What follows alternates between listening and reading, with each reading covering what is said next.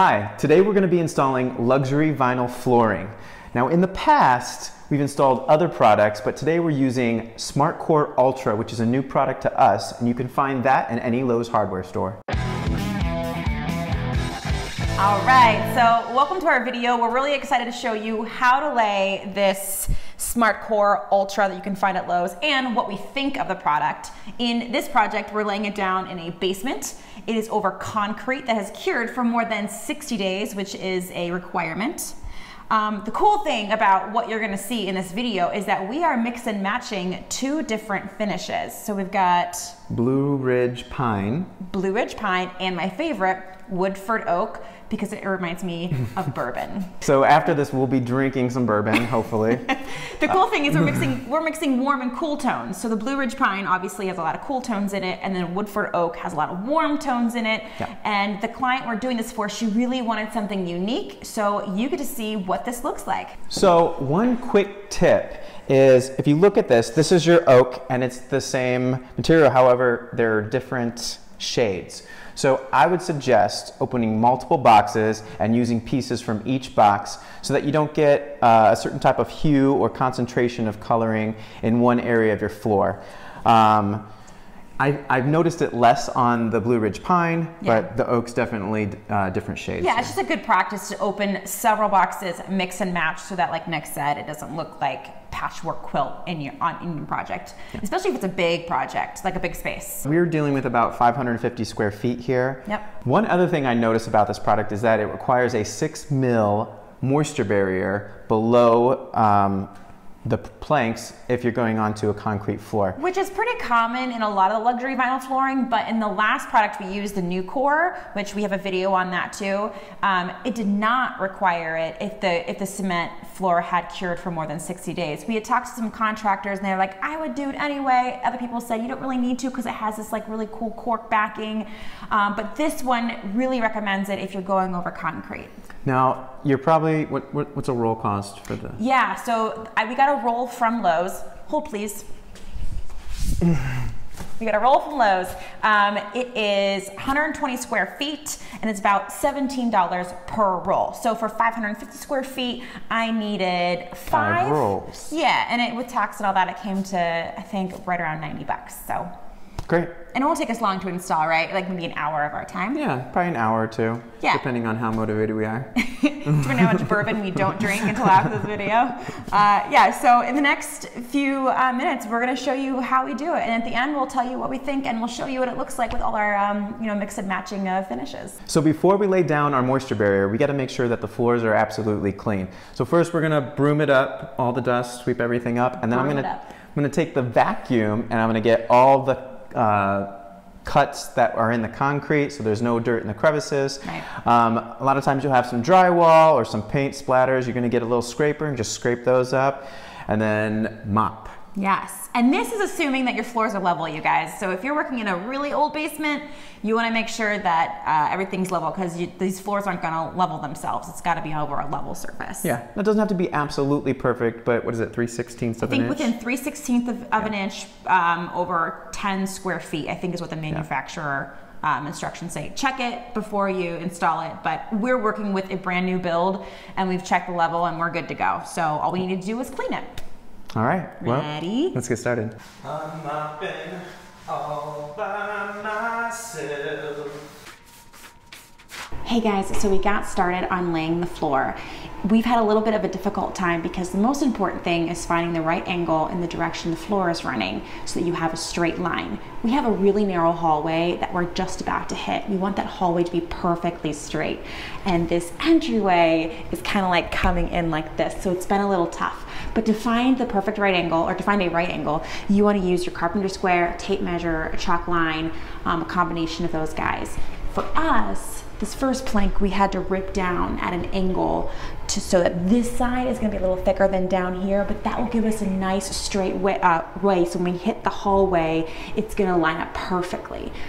Secondly, you want to make sure that you have a 1/4 inch space between your board planks and the wall. You can use floor spacers, you can buy those at your hardware store, but we're just using shims because we have them on hand and the fat end of the shim is a 1/4 inch, so it's working for us just fine. So now that we have this first one laid, the rest of this should be a little bit easier, so don't get discouraged if the beginning of your project is a little tough. Once you get going, you have a perfectly straight line, the rest of it's gonna go pretty easily. When you're starting a row, you wanna make sure that wherever the plank ends on the floor isn't meeting up with the seam above it. About 8 inches between each seams as you keep working your way down in a room. So right now Nick's trying to figure out where to make that cut. He'll make a mark and then take it to the saw and give a nice clean cut.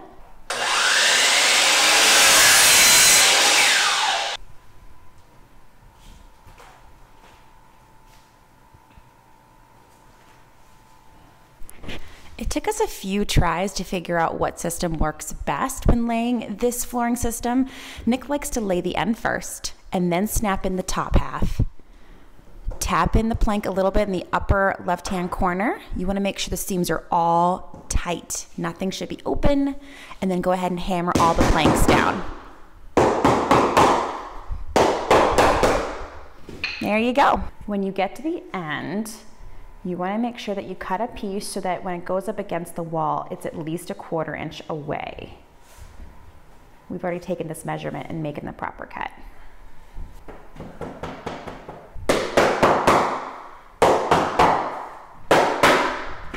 When you get to a doorway, Nick is just going to make a mark where that's going to hit the plank.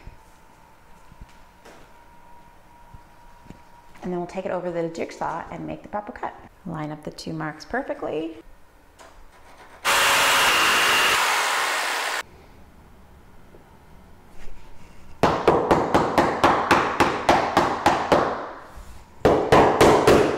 When you hit an outside corner in your space, you want to take your plank and make your marks where that corner is going to hit the flooring. And then once you make those 2 marks, you'll connect them again with a carpenter square or anything that has a straight line, depending on how big the lines are that you have to connect. Now you just want to make that cut with your jigsaw. And then, like we said, we like to put the end in first. These are kind of tricky. And then the long end will snap into place.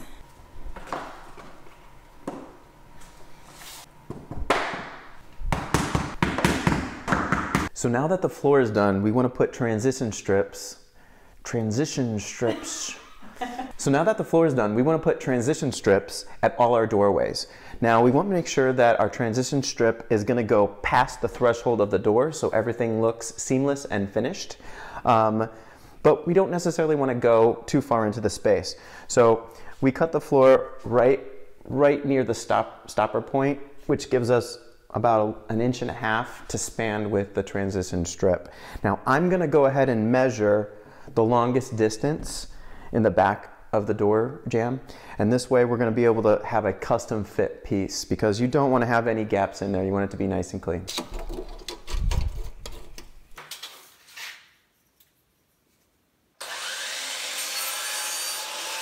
All right, now that I cut the transition strip to length, I just want to talk about this particular one.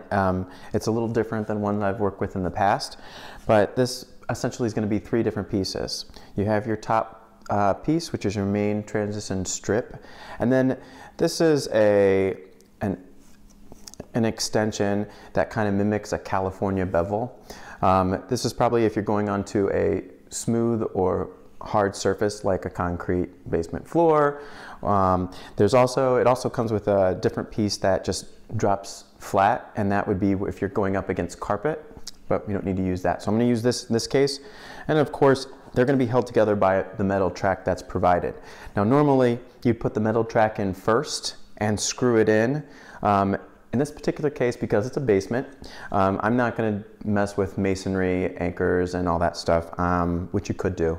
But some good construction adhesive and some weights are gonna do the trick, because this is also not a very high traffic area, being a basement closet either. So I'm gonna go ahead and put the track in right now, and this will actually connect the 2 pieces the way we want them to be connected, and then we'll make our cuts to make sure that it is properly fitting in place, and then glue it down. So there's our piece.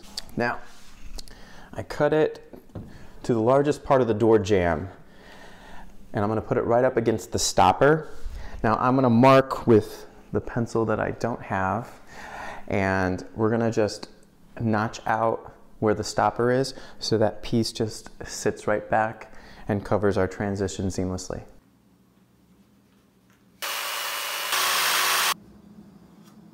So as you can see, I notched out each end of the transition strip, and I just used like a jigsaw or a Dremel tool to do that.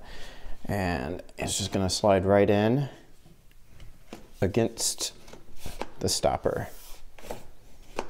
And we'll glue it down in 1 second here.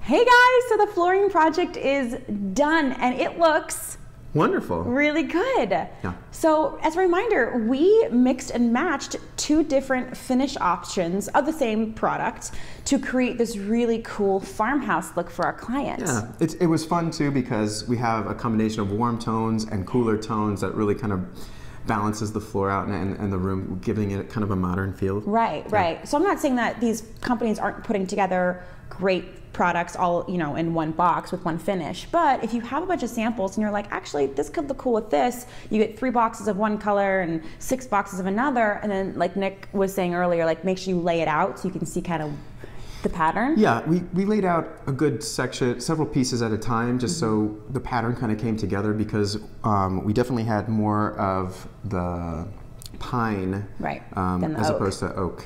But that looked really good. That gave us a warmer look in the end, which is what our client really wanted. Yeah. So, and installation took us 2 days for 2 of us. That's including all the transition strips to each doorway. Yeah. Yeah.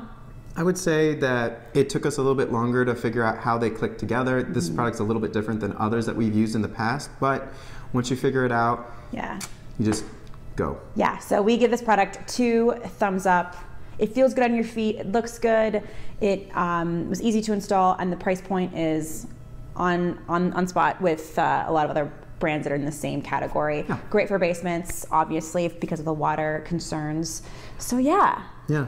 Next week, you definitely want to tune in because we are doing a giveaway. We're partnering up with Phypon. We're going to tell you about their product. We've got their senior product manager on the show telling us about their product. It's actually pretty great because you can use their stuff inside and outside, and it's virtually like as low maintenance as possible. So no scraping wood and repainting wood, and this stuff looks really beautiful. So yeah. And just as a side note, the kitchens aren't the #1 thing to add value to your homes anymore. It is the exterior, so curb appeal is everything. Yeah, so you're gonna wanna tune in. You can use this stuff in a DIY project or with your general contractor. You can let them know about it. So anyway, more on that next week. Just make sure you tune in because we're doing a giveaway, and who doesn't like free stuff, right?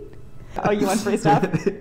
Yeah, I like free stuff. Right, but you're not getting this free stuff. Oh, I'm not getting it. No, one of our viewers is. One of you guys are going to get it. Yeah. All right, so we're going to go before we keep talking too much. Bye. Thank you.